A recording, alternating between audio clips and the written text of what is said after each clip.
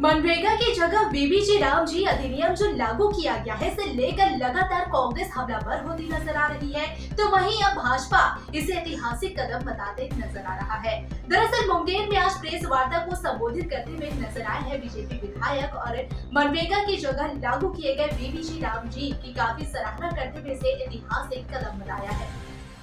मुंगेर से बड़ी राजनीतिक और विकास से जुड़ी खबर सामने आई है।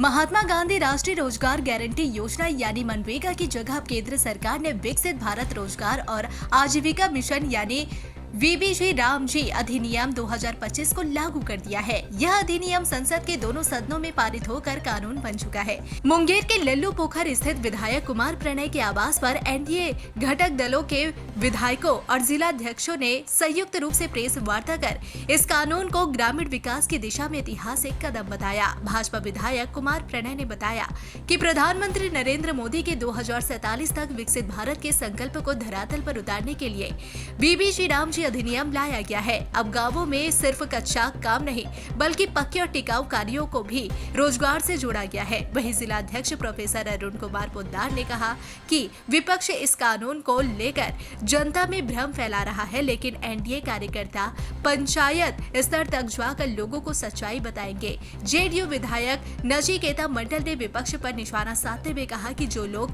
मनरेगा के नाम पर लूट करते रहे वही आज नए कानून से घबरा कर अफवाह फैला रहे हैं। उन्होंने बताया कि अब 100 दिन की जगह 125 दिन रोजगार की गारंटी और काम न मिलने पर बेरोजगारी भत्ता भी मिलेगा। साथ ही मजदूरों की बायोमेट्रिक हाजिरी अनिवार्य होगी ताकि पारदर्शिता बनी रहे।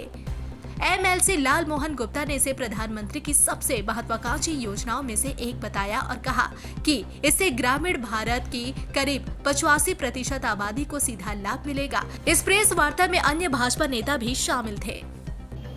आमतौर पे जब से ये चर्चा शुरू हुई जी राम जी में परिवर्तन की, तो एक भ्रांति को फैलाया गया बहुत ज़्यादा। लेकिन आप लोगों ने खुद वास्तविकता में देखा होगा कि जो इसको आप लोग मनरेगा कहते हैं, उस मनरेगा का काम किस प्रकार से हो रहा है। पिछले इतने वर्षों में रोजगार गारंटी के नाम पे किस प्रकार का लूट खसोट का काम होता रहा है, और उसको सुदृढ़ करते वास्तविक में रोजगार देने की जो सही गारंटी है उसको करने का काम जी राम जी ही करता है, और उसका नाम जी राम जी बना। और इसके साथ जो है अब क्या था, पहले 100 दिन की आपके पास थी, अब 125 दिन का इसमें दिया गया है। कुछ भ्रांतियां लोग फैला रहे हैं कि केंद्र सरकार इस पर कमांड लेना चाहती है, जब ये सबकी कुछ नहीं है। जबकि पहले भी होता था कि यह ग्राम सभा से पास होता था योजना, उसकी देखरेख में भी वहाँ पे लोग होते थे। उसमें भी 2 भाग रहता है, एक तो आम सभा के द्वारा जो है मुखिया लोग लेते हैं और समिति के द्वारा। तो जो प्रक्रियाएं पहले थी वो वही रहेगी। सिर्फ इतना ही किया गया है कि वास्तविकता में यह देखा जाएगा कि काम हो रहा है कि नहीं हो रहा। पैसा लोग पहले सीधे निकाल लेते, मिट्टी हटाने के नाम पे कोई लेबर लगा है नहीं लगा है, बायोमेट्रिक जांच होती नहीं थी। फोटोग्राफ एक ही आदमी का आप देखते होंगे कि वो जो है मुंगेर में भी लग रहा है, बांका में भी लग रहा है। ये कई प्रकार की विसंगतियां हैं जिसको बार बार जितनी बार चेकिंग किया गया तो पाया गया ऐसी विसंगतियों से भरा पड़ा है। एक लेबर जो है यहाँ भी खट रहा है, दूसरे जिले में भी खट रहा है, तो सेम डे सेम स्पॉट पे कैसे हो सकता है। तो इसलिए तय किया गया कि बायोमेट्रिक अटेंडेंस की व्यवस्था की जाए और सुबह शाम दोनों टाइम मजदूरों की बायोमेट्रिक अटेंडेंस हो। तो खास करके जो लोग लूट खसोट में लगे हुए थे उनके पेट में तो दर्द होना स्वाभाविक है ना। करोड़ों करोड़ की योजनाओं को बिना काम किए हुए पैसा निकाल लेने वाले परेशान रहेंगे।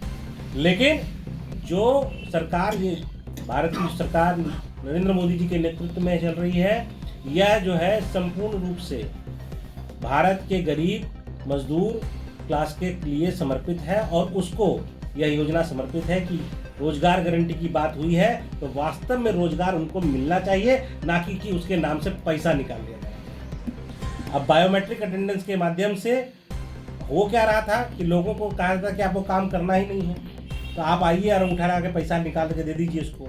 लोग कुछ पैसा लेकर करके दे देते थे। लेकिन इसमें और अब जो है एक और प्रावधान किया गया है, जो मजदूरी का तय था पहले जो सीमा थी, वास्तविकता में उस मजदूरी में काम होना संभव नहीं था, उसको इन्हांस किया जा रहा है। उसके बाद 125 दिन के काम के बाद जो बाकी समय का जो उसको काम जब नहीं मिल पाएगा तो उसके लिए भी व्यवस्था की जा रही है कि स्कीम में कृषि से जोड़ा जाएगा, जीविका दीदियों को जोड़ा जाएगा, उनके लिए बहुत सारी मदद की योजनाओं को तैयार किया जा रहा है। तो ये ओवरऑल बहुत बेहतर तरीके से इसको वास्तविक रूप में जमीन पर उतारने की योजना है और इसमें सब लोगों का सहयोग होना चाहिए और भ्रांति फैलाने वाले लोगों को जवाब भी मिलना चाहिए, जनता की तरफ से, आप लोगों की तरफ से। बात बताइए, नाम में गड़बड़ी कितने लोग हैं? हम लोग जब बेहतर शासन की बात करते हैं तो किस नाम बोलते हैं? रामराज, यही ना बोलते हैं। बेहतर शासन का पर्याय रामराज है, तो राम के नाम से काहे की दिक्कत हो रही है? अगर सबसे अच्छा शासन मॉडल माना जाता है तो रामराज को माना जाता है, तो क्या बुरा हो गया कि अगर इसमें राम का नाम आ ही गया? तो इसमें मुझे नहीं लगता कि किसी को कोई समस्या है। समस्या राम के नाम पर छोटी मोटी अलगाव को पैदा करके राजनीति करने वाले लोग परेशान हो जाते हैं। जनता को परेशानी नहीं है। भारत के जनमानस में राम बसते हैं, वह किसी धर्म को मानने वाले लोगों में नहीं बसते। क्योंकि जब कोई बेहतर व्यवस्था की बात करेगा, आदर्श व्यवस्था की बात करेगा, आदर्श व्यक्तित्व की बात करेगा और आदर्श शासन की बात करेगा, तो राम का नाम जरूर लेता है भारत। उस राम को मानने वाले लोग, राम के आदर्श शासन व्यवस्था को मानने वाले लोगों का एनडीए का शासन है भारत के अंदर, तो राम का नाम आना स्वाभाविक है।